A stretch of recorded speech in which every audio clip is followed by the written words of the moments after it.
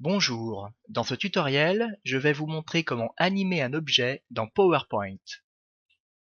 Par objet, il faut entendre des formes, des images, des zones de texte ou encore des word art, c'est-à-dire tout élément qui peut être inséré dans la page. Me voici dans PowerPoint 2010. Par défaut, les objets sont statiques, ils ne bougent pas. Pour les animer, il faut d'abord cliquer dans le ruban sur l'onglet Animation. Puis ouvrir le volet Animation en cliquant dessus.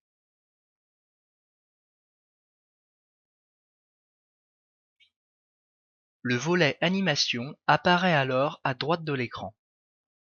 C'est ici que l'on va gérer les effets d'animation sur les objets présents dans la page. Pour l'instant, le volet Animation est vide car aucune animation n'a encore été créée. Pour commencer, je vais animer la forme ronde que vous voyez sur la page. Je clique sur la forme pour la sélectionner. Dans le ruban, sous le mot Animation, apparaissent plusieurs types d'animation. En passant la souris sur les différentes possibilités, j'ai un aperçu en temps réel sur ma page.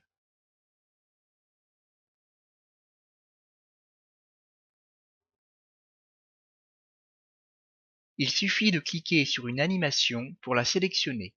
Par exemple, fractionner. À droite, dans le volet Animation, une ligne vient d'apparaître. Elle correspond à l'animation spécifique à cet objet. À chaque fois que j'ajouterai une animation à un objet, une ligne supplémentaire apparaîtra dans le volet Animation. En cliquant sur le petit bouton de lecture, je peux rejouer l'animation autant de fois que nécessaire.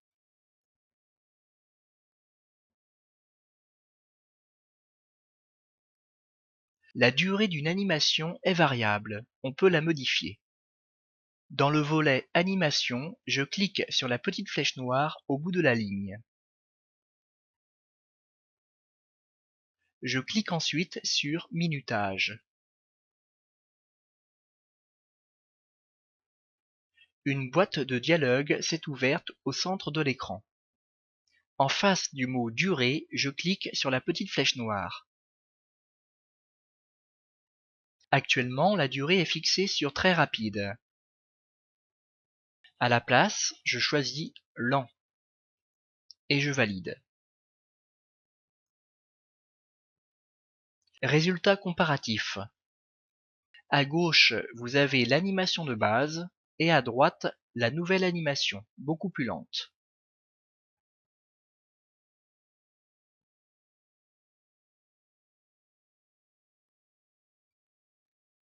La durée de l'animation est donc la rapidité, plus ou moins grande, avec laquelle elle est jouée.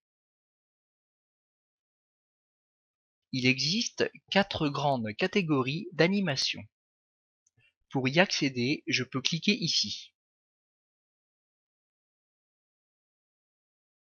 On a des animations d'ouverture, d'accentuation, de sortie et de trajectoire. Généralement, on se limite aux animations d'ouverture.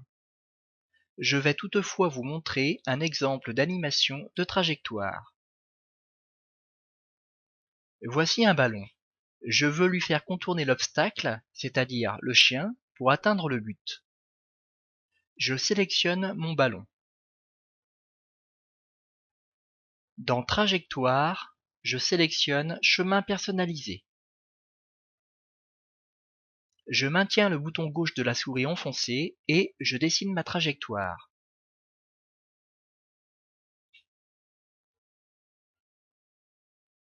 Je double-clique pour terminer. Et voici le résultat.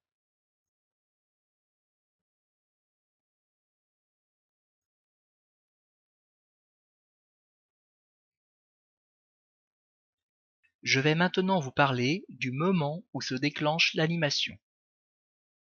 Dans cet exemple, j'ai appliqué la même animation trajectoire sur le chien, le chat et le lapin. Vous remarquez que dans le volet Animation, une ligne représente chacune des 3 images animées.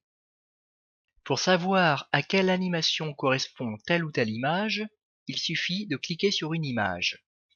Par exemple ici, le lapin. L'animation qui lui correspond est alors encadrée. Picture 8 correspond ici au lapin. Pour avoir un aperçu dans les conditions d'un diaporama, je peux cliquer sur l'onglet Diaporama, puis à partir de la diapositive actuelle. Par défaut, chaque animation se déclenche uniquement au clic gauche de la souris.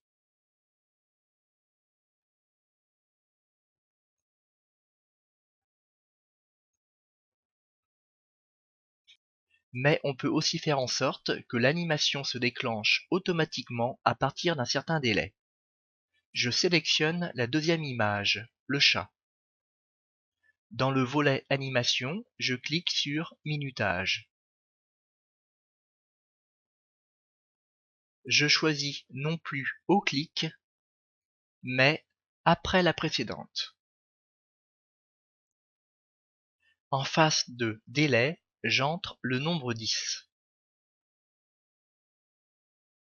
Pour la durée, je ne modifie rien et je valide.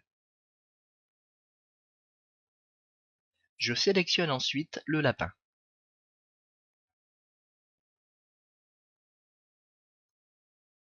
Je choisis à nouveau après la précédente. Dans Délai, j'entre cette fois le nombre 15.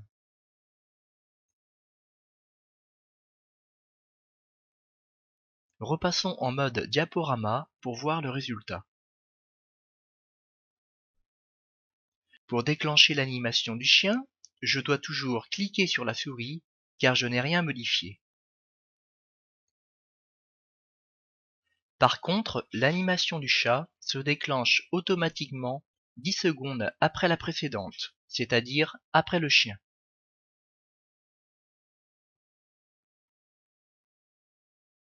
De la même manière, l'animation du lapin se déclenche 15 secondes après la précédente, c'est-à-dire après le chat.